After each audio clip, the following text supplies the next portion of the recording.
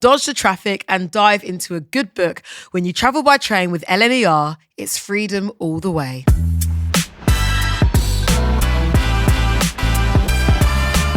Welcome to The Quiet Coach on Roots from LNER. I'm Clara Ampho, and on this episode we are diving quietly into the travel mind of international DJ and producer Arielle Free. Arielle, a delight to have you back. Now, before we get into your snacks, your hacks and your tracks, we are in The Quiet Coach, so therefore I ask all of my guests, how do you wind down when you are away, if that's possible? How do I wind down?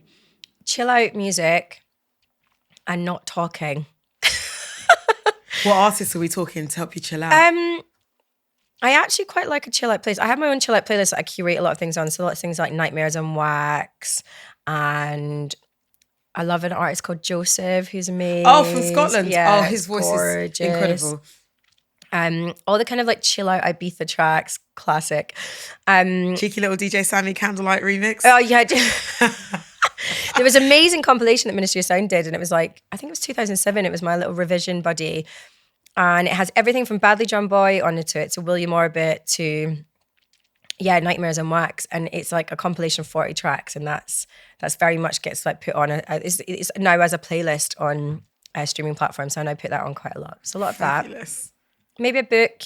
Love diving into a book. What's the last great thing you read? I just devoured Bella Mackey's What a Way to Go. Shout out Bella. Shout out Bella, because I went to Manchester Airport, had to fly to Ibiza. Manchester Airport is my least favourite airport I could ever travel from, ever. But the one good thing of that airport was that it had her brand new book on display. So I think I read it in like 3 days. I also just read, actually, Annie Mac's The Way We Were. No, what's... The Mess We're In? The Mess We're In. Oh my God, that took me back. Because it very much felt like it was part... are set in the time of when I first moved to London, and very much ran around indie bars and raves and whatnot, and all the kind of wonderful shenanigans that come along with that. We do love a shenanigan. Yeah. And we do love our favourite girlies writing wonderful books. Yeah. Tell me about a place that inspired you and a place that changed you. I suppose London inspired me. It was always growing up the place that I thought that I wanted to go to, the bright lights of the big city. And it has obviously been instrumental in opening so many incredible like paths and journeys and adventures. And I definitely wouldn't be here where I am now if it wasn't for London. Also, amazing connections in London. You can fly or train or like drive anywhere you want from that place. Maybe not drive so much, plane and train. But the essentials for what you need. Yeah. That's it. Right, we're going to get into your snacks, your tracks and your hacks now. So what are the foods that you absolutely have to travel with when you're taking a train journey? On a long train journey. So a long train journey, I've usually got into the station. I've either dived into like a Pret or a Leon or something to get my little salad box.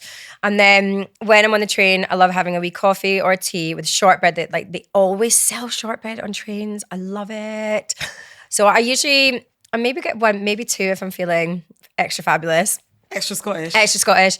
And I have to ask actually, are you a harsh shortbread judge? Because yeah. I don't want to like point out, but you have a snack table. I know you might shortbread. And I did the taste test on two of them, and one is exceptionally better than the other. I won't obviously name and shame, but like the reason why the other one's better than the other, because it's the butter. It's the butter. You can name it. They're part of the show, so it's okay. Reeds of Caithness, Scotland. Your shortbread is a taste sensation, and I shall now be buying it. Oh, do you know what else I discovered recently? Pickles. There's a company. I was in Jersey Airport. And you know, you get your packet crisp, and like this was trying to be healthy on the road is quite hard. Some genius has come up with putting, rather than a packet of crisps, putting gherkins and pickles in a packet. I think they're called Snacking Pig, and it is just basically a packet of pickles. So you open it like a crisp packet, you just eat and sit there and eat your gherkins. I love pickles. So when I went to Glastonbury this year, I bought a wholesale bunch of it for Glastonbury, and every morning we got up and we had our pickles. Honestly, Arielle, that's not a sentence I thought I would hear today when I woke up. But thank you so much for sharing. They do spicy ones. They do ones with dill. It is amazing. Why haven't we thought of this before? Well, there has been that viral thing recently with Dua Lipa putting pickle juice in her Diet Coke, and apparently it's delicious. What? Apparently, pickle juice in a fizzy drink makes it taste incredible. So there you go. Doesn't she also put olive oil and salt in her ice cream? Yeah, I need to try that. Yeah, no, snacking pickles. There's the way forward. You know what? I think I'm gonna trust you on They're that. like moist and they're like, they're nutritional. You're not like getting your hydrogenated fats in. It's all very good. And the chili ones are amazing. It's like having a little picante. I'm listening to you, but I'm also listening to it as I eye up the chocolate brownies. Yeah, no, I'm also They're still eating my available, shortbread. But tracks. Okay, music obviously is so much part of your life. It is your joie de vivre. It is your thing. It's what keeps you employed, going all around the world. So, what songs take you straight back to a place that you've been? What are those passport songs essentially? I mean, Lauryn Hill's Miseducation of Lauryn Hill was the album that I remember listening to on the train the first time I came down to London. And it was just that thing of that it was such a staple for so many journeys because it was still like when albums were really celebrated, weren't they? Also Maccabees, Colour It In, my favourite album that I still go back to quite a lot.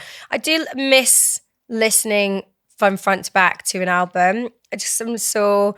with podcasts and playlists and radio shows and mixes, and because I have to constantly keep my ear on the ground for the new releases, my main listening habits are probably people's mixes or radio shows so I can hear what they're playing and what songs I've missed or what releases I may have missed and whatnot. But I do have my own playlists that I listen to that are a mixed bag. But yeah, if you're talking about albums that are always instrumental, also I do love the Amy Winehouse and Tony Bennett, Body and Soul. Oh. It's a beautiful, beautiful like meeting of minds. Yeah, I love that. And I love that Chill Out compilation that I mentioned from Ministry of Sound. I think it's Chill Out Sessions from 2007. It starts with William Orbit's Adagio for strings. Oh my God, it's stunning. So yeah, those are probably, but it's such a shame because albums are probably not as much as a part of my life as I'd like them to be. It's funny because I was gonna ask you if you are a podcast girly or a playlist girly, but ultimately in your heart, when it comes to your own time outside of work, albums preferably. No, do you know what? Funnily enough, podcasts are what I listen to when traveling. So I love Darling Shine, which is Chloe Fisher and her friend Elodie's podcast.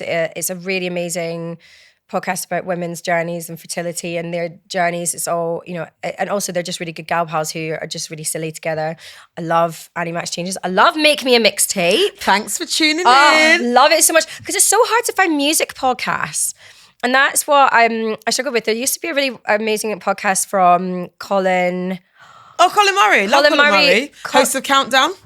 Colin Murray used to do an amazing podcast called Blood in the Tracks. And it used to be people competing. And I was very fortunate to be part of that podcast. I used to tweet about how much I loved it. And you'd have to come forward for different tracks for different categories. So your funeral song, the best entering a boxing ring song. And then you'd all compete with them and there'd be one ultimate winner. But it was so good because it was a podcast with music, which is why I love mixtapes. I'm also really nerdy. I listen to a podcast called Tapes and Tapes, which is a music production podcast. And it's so amazing because it has people like Bicep and SG Lewis and Fred again, actually breaking down what they use when it comes to music production, which is so hard to find because everyone has their own ways and it's so insightful, the little tips and tricks that they use. And they're an hour and a half long. So I listen to them about 20 minutes at a time, until I fall asleep, basically, because I always fall asleep on journeys. But no, I love podcasts. Right, tips and tricks for traveling to make it more enjoyable. These are your ultimate hacks. So are you a woman that travels light? Do you use packing cubes? Okay, your eyebrows just raised there. I am very much in the Clara Amphel family of never checking luggage, hand luggage only. That's it, baby. Saves you a lifetime of waiting. Because what we're not going to do is wait around for 5 other people at the flipping, what's the thing? The revolving, the conveyor belt. Can't stand it. The catalyst for that was they once made me check in a bag and I was coming out of Heathrow and I had to wait 3 hours for that bag to come out of Heathrow. It was like a 2-hour flight. So no, hand luggage only.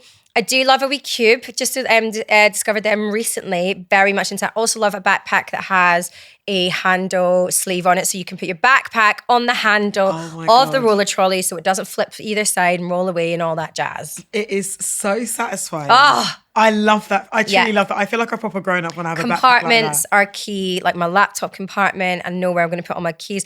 Also, I'm a big fan of bags for myself. So I have a little electronics bag because obviously I have to travel with my laptop and all my DJ stuff and all my chargers.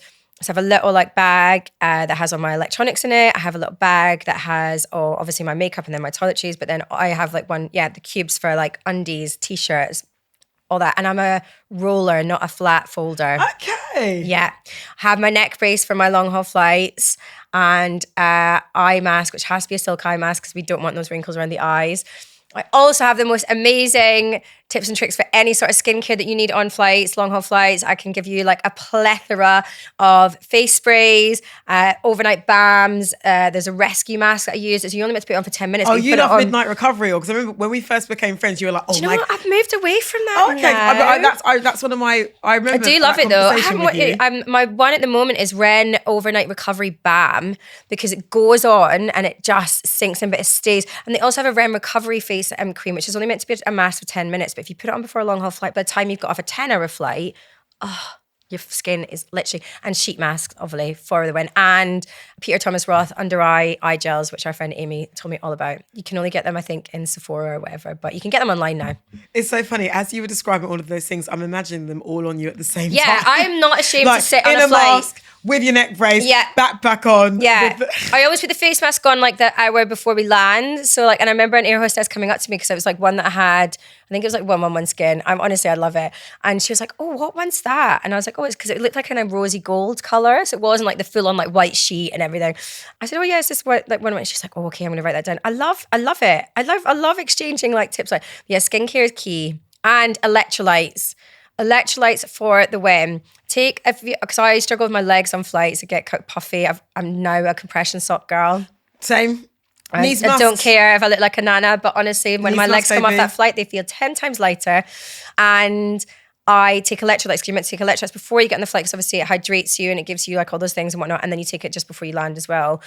So I'm honestly, so many tips and tricks. Arielle Free, you are one organised woman. Yeah. Oh, and also I will tell you, because shout out to all my short girls, I often have to get on planes or trains where my feet don't touch the ground. So platform trainers for the win.